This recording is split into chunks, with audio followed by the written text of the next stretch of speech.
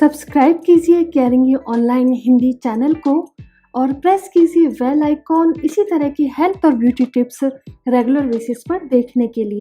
आज मैं आप सभी के साथ कुछ ऐसे बेसिक टिप्स शेयर करने वाली हूँ जो कि उन लोगों के लिए बहुत फ़ायदेमंद हैं जो अभी एक्सरसाइज शुरू करना चाहते हैं या काफ़ी लंबे समय से जिन्होंने एक्सरसाइज नहीं की है लेकिन अब चाहते हैं कि दोबारा से एक्सरसाइज को रिज्यूम किया जाए, या फिर वो फीमेल्स जिनकी डिलीवरी को कुछ समय हो चुका है और अब चाहती हैं कि जो प्रेगनेंसी फैट है, प्रेगनेंसी वेट है, उसको कम किया जाए, उससे छुटकारा पाया जाए, तो उनके लिए भी ये टिप्स काफ़ी फायदेमंद होंगे। तो चलिए शुरू करते हैं। लेकिन इससे पहले अगर आप चाहते हैं कि इसी तरह के हेल्थ और ब्यूटी टिप्स मैं आप सभी के साथ शेयर करती रहूं और आप सभी को ऐसी टिप्स मिलती रहें, तो जल्दी से मेरा चैनल सब्सक्राइब कर दीजिए जिससे कि आप इन्हें मिस ना करें। तो चलिए चलते हैं फिर वीडियो की तरफ। और इसमें जो सबसे पहली टिप है और जो बहुत बेसिक टिप है, आप में से ज़्यादातर लोग जिसे जानते होंगे, और वो ये कि जब भी आप एक्सरसाइज करते हैं तो एक्सरसाइज और खाने के बीच में कम से कम 3 से 4 घंटे का अंतर होना चाहिए।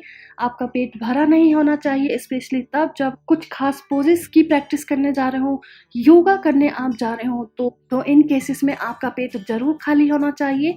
हाँ, अगर आप नॉर्मल वॉक करने जा रहे हैं या फिर नॉर्मल रनिंग करने जा रहे हैं, ब्रिस्क वॉक पे जा रहे हैं, ऐसे में अगर थोड़ा बहुत आपका पेट भरा भी रहता है तो ये एक्सरसाइज आप तब भी कर सकते हैं। कुछ केसेस जैसे कि अगर आपके घर में ही ट्रेडमिल है, आप नॉर्मल वॉक करना चाहते हैं, खाने के बाद एक वॉक करना चाहते हैं, तो उन केसेस में आप खाने के बाद भी हल्की फुल्की वॉक कर सकते हैं। लेकिन ये आप ध्यान रखिए कि खाने के तुरंत बाद आपको कोई भी हैवी एक्सरसाइज नहीं करनी है। इसके बाद जो अगली टिप है वो ये कि काफ़ी लोगों में, इनफैक्ट 90% लोगों में, जब वो एक्सरसाइज शुरू करते हैं तो बहुत ज़्यादा एक्साइटेड रहते हैं और उस एक्साइटमेंट में शुरुआत में ही काफ़ी सारी एक्सरसाइज कर लेते हैं, काफ़ी सारी स्ट्रेचनिंग बॉडी की कर लेते हैं, काफ़ी एडवांस लेवल के योगा पोजेस बनाने की कोशिश करते हैं और इस कोशिश में अपनी बॉडी को हर्ट कर लेते हैं। कहीं मसल पुल हो जाती है, कहीं कोई इंजरी हो जाती है, तो ऐसा बिल्कुल भी ना करें। बहुत ज़्यादा एक्साइटेड होने की ज़रूरत नहीं है। अगर आप धीरे धीरे भी करते हैं और लंबे समय तक करते हैं तो उस तरह के एक्सरसाइज हमेशा बेनिफिशियल होती है। अपनी बॉडी को टाइम दें, अपनी बॉडी को समझें और उसकी रिक्वायरमेंट को समझें, उसके साथ चलें। जितना आपकी बॉडी चाहती है उतना ही करें। बहुत ज़्यादा उस पर स्ट्रेस ना डालें, बहुत ज़्यादा बोझ ना डालें अपनी बॉडी पर, क्योंकि इससे आपको सिर्फ परेशानी के अलावा और कुछ भी नहीं मिलता। तो इसलिए हमेशा याद रखिए कि अगर आप योगा कर रहे हैं या कुछ खास स्पेशल पोजेस की प्रैक्टिस करने की सोच रहे हैं तो अपनी बॉडी को कम से कम 15 दिन और कुछ खास केसेस में महीने भर तक का समय लग जाता है एक जो स्टिफनेस है आपकी बॉडी की वो खत्म होने में, फ्लेक्सिबिलिटी आने में और वो पोजेस बनाने में। तो इसलिए अपनी बॉडी के साथ चलें और जितना आपकी बॉडी कर सकती है उतना ही करें। अननेसेसरी बर्डन अपनी बॉडी पर ना डालें, खास तौर पर शुरुआती समय में।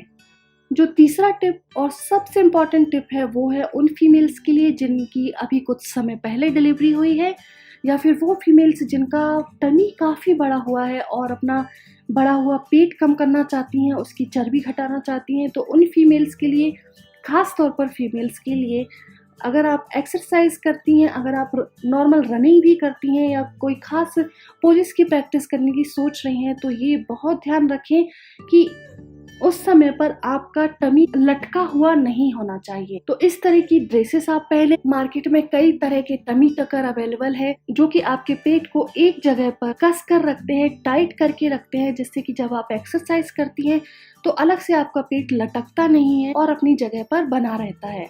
ये फीमेल्स के लिए बहुत ज़्यादा ज़रूरी है, क्योंकि जब आप एक्सरसाइज करती हैं तो आपके पेट पर, खास तौर पर जब वो लटका हुआ है, बड़ा है, तो बहुत ज़्यादा स्ट्रेस पड़ता है इंटरनली, जो कि अंदर आपके यूट्रस तक जाता है। और ऐसी स्थिति में कई सारी फीमेल्स को यूट्रस डिसलोकेशन की प्रॉब्लम होती है, जिसमें कि यूट्रस यानी बच्चादानी अपनी जगह से हट जाती है, कभी कभी खिसक जाती है। और ये फीमेल्स में आफ्टर डिलीवरी जब वो हैवी एक्सरसाइजेस के लिए जाती हैं और इन बातों का ध्यान नहीं रखती हैं। चौथी जो टिप है वो ये कि जिस तरह किसी भी एक्सरसाइज को करने से पहले पेट का खाली होना जरूरी है, ठीक उसी तरह जब आप एक्सरसाइज कर चुके होते हैं उसके बाद भी तुरंत खाना कभी भी शुरू ना करें।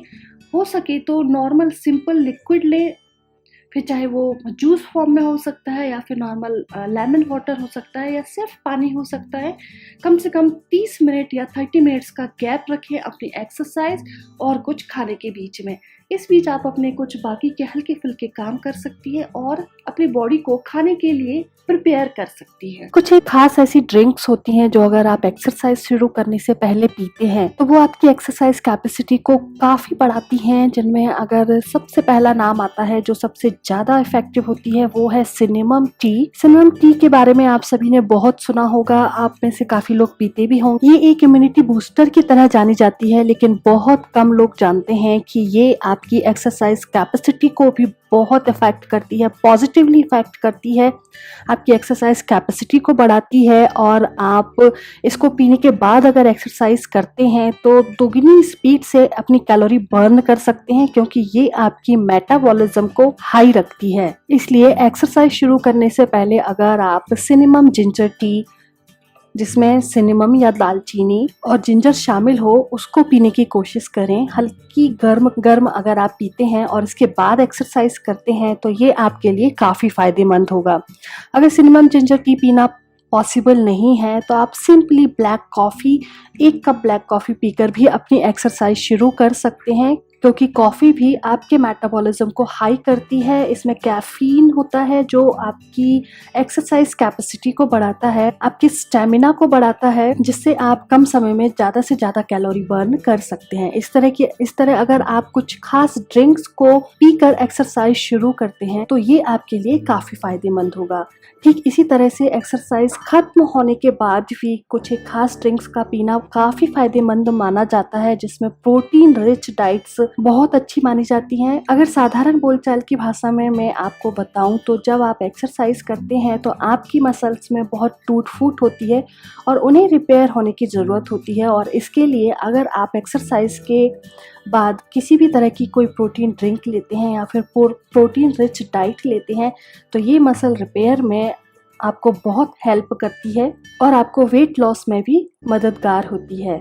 इसके बाद जो आखिरी टिप है वो है कि हमेशा अपनी बॉडी टाइप को समझें। अगर आपको कोई खास बीमारी है, जैसे अगर आप हार्ट पेशेंट हैं, तो एकदम से रनिंग करना या ट्रेडमिल पर रनिंग करना शुरू ना कर दें। ऐसी कोई भी एक्सरसाइज ना करें जैसे कि एकदम से आपकी हार्ट बीट बहुत बढ़ जाए, आपका बीपी बढ़ जाए, क्योंकि ये आपके लिए डेंजरस हो सकता है।